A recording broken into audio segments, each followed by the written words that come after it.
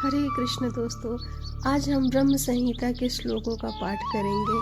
ब्रह्म संहिता एक संस्कृत पंचरात्र ग्रंथ है जिसमें सृष्टि के आरंभ में भगवान ब्रह्मा द्वारा भगवान श्री कृष्ण गोविंद की स्तुति की गई है।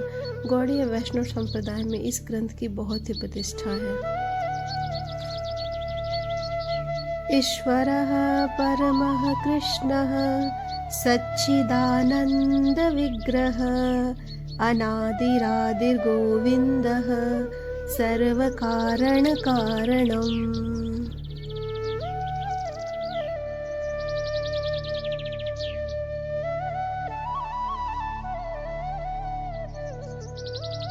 चिन्तामणि प्रकर्षदिं सुकल्पवृक्ष लक्षावृतेषु सूरभीरभिः पालयन्तम् लक्ष्मी सहस्रशतसम्भ्रम सेव्यमानम् गोविन्दम् आदिपुरुषं तमहं भजामि।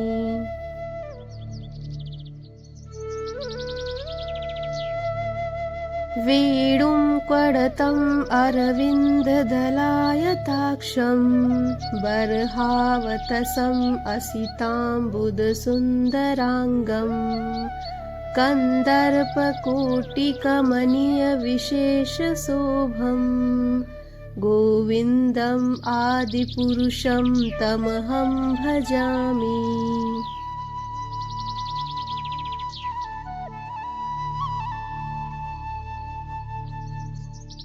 आलोलचन्द्रकलसद्वनमाल्यवंशी रत्नागन्धं प्रणयकलिकलाविलासम् श्यामं त्रिभङ्गललितं नियतप्रकाशम् गोविन्दम् आदिपुरुषं तमहं भजामि।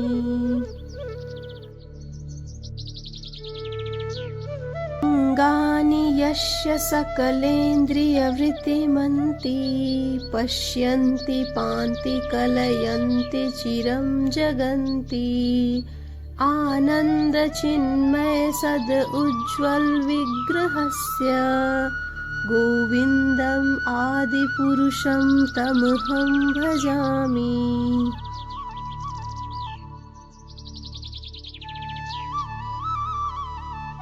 अद्वैतम् अच्युतम् अनादिम् अनन्तरूपम् आद्यं पुराणपुरुषं नवयौवनं च वेदेषु दुर्लभम् अदुर्लभम् आत्मभक्तो गोविन्दम् आदिपुरुषं तमहं भज।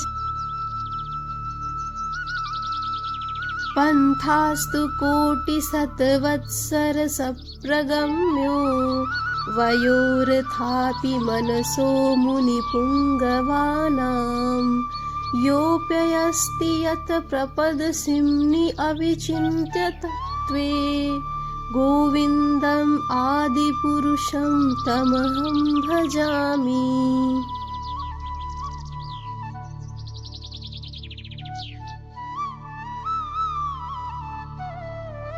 एख्योऽप्ययसो रचयन्तुं जगद अण्डकोटिं यक्ष्वक्विरस्ति जगदण्डचयायन्दतः अण्डातरस्तपरमाणुचयान्तरस्तं गोविन्दम् आदिपुरुषं तमहं भजामि।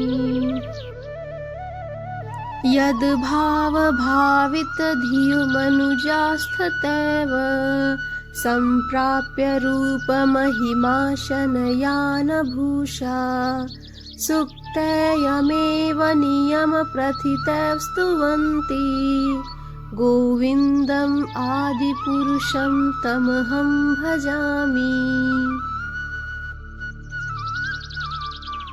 आनन्दचिन्मय रसप्रतिभाविताभिः ताभिर्य एव निजरूपतया कलाभिः गोलोक एव निवसति अखिलात्मभूतो गोविन्दम् आदिपुरुषं तमहं भजामि।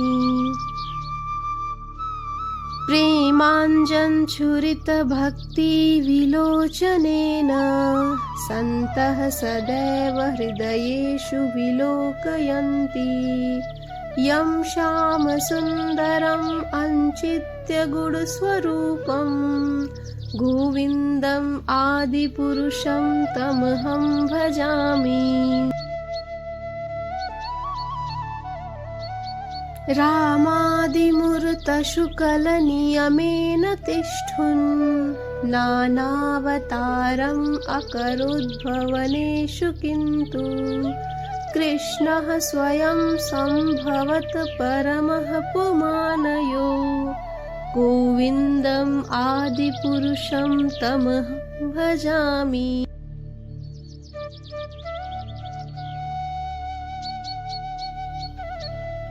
यस्य प्रभा प्रभवतो कोटिष्वशेषवसुधादिविभूतिभिन्नम् तद्ब्रह्मनिष्कलम् अनन्त अशेषभूतं गोविन्दम् आदिपुरुषं तमहं भजामि।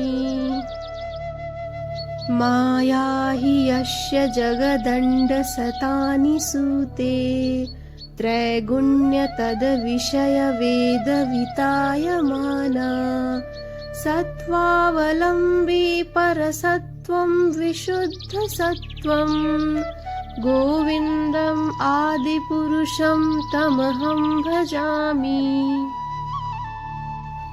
आनन्दचिन्मयरसात्मतया मनःसु यः प्राणिनां प्रतिफलं स्मरतामुपेत्य लीलायितेन भुवनानि जयतजस्रं गोविन्दम् आदिपुरुषं तमहं भजामि। गोलोकनाम्नि निजधाम्नि तले च तस्य देवी महेश हरिधामनुतेषु तेषु ते प्रभावनिचया विहिताश्च येन गोविन्दम् आदिपुरुषं तमहं भजामि।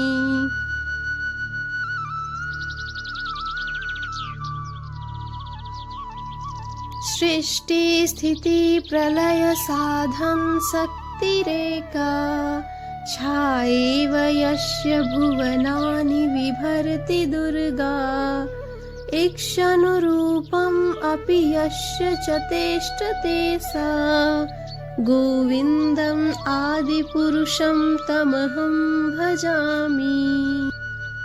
क्षीरं यथा दधिविकारविशेषयोगात् सञ्जायते न हि तथा पृथगस्ति हेतौ यः सम्भुतामपि तथा समुपैति कार्यात् गोविन्दम् आदिपुरुषं तमहं भजामि।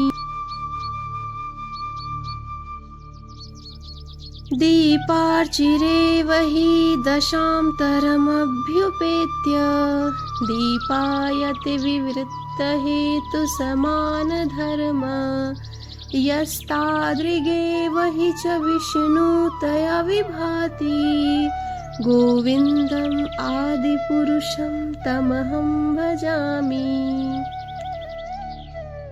यः कर्णार्णवजले भजति स्म योगनिद्राम् अनन्तजगद् अण्डसरोमकूपः आधारशक्तिम् अवलम्ब्य स्वरास्वमूर्तिं गोविन्दम् आदिपुरुषं तमहं भजामि। यस्येकनिश्वसितकालमथावलम्ब्य जीवन्ति लोमविलजा जगदण्डनाथा विष्णुर्महान् स इह यस्य कलाविशेषो गोविन्दम् आदिपुरुषं तमहं भजामि।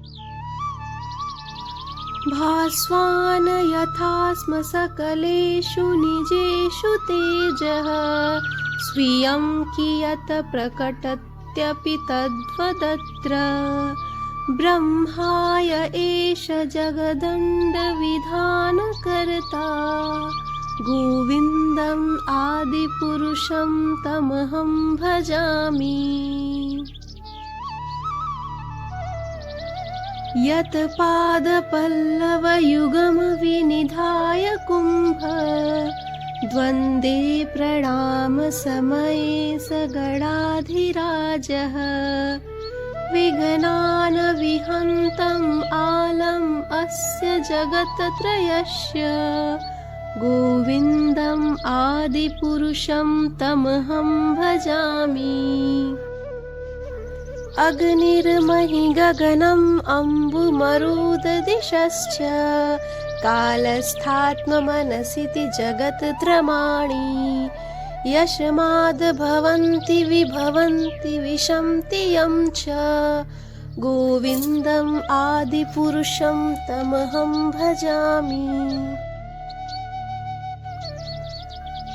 यक्षसुरेश सविता सकलग्रहाणां राजा समस्तसुरमूर्तिरशेष तेजा यस्याज्ञा भ्रमति संवृतकालचक्रौ गोविन्दम् आदिपुरुषं तमहं भजामि।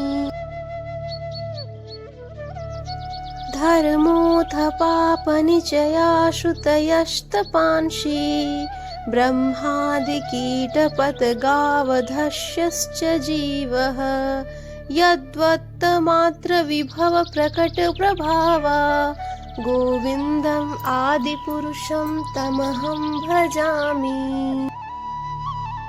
यस्त्विन्द्रगोपम् अथवेन्द्रम् अहो स्वकर्म बन्धानुरूपफलभाजनम् आतनोति कर्माणि निर्दहति किन्तुं च भक्तिभाजम् गोविन्दम् आदिपुरुषं तमहं भजामि।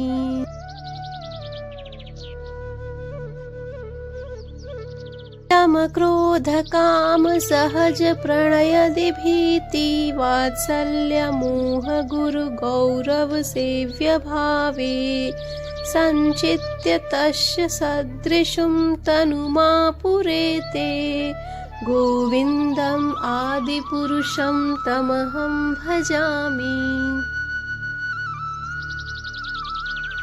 श्रियः कान्तः कान्तः परमपुरुषः कल्पतरौ ध्रुमा भूमिश्चिन्तामणिगणमयितोऽयममृतम् कथागानं नाट्यं गमनम् अपि वंशी प्रियसखी चिदानन्दं ज्योतिः परम् अपि तदा स्वधामपि च त्रशिराब्धिः श्रवति शूरभिभियश्च सुमहान् निमेषार्धाख्यो वा व्रजत न हि यत्रापि समयः भजे श्वेतदीपं तम् अहम् इह गोलोकम् इति यम् विन्दतस्ते सन्तः क्षितिविरलचारकतिपये।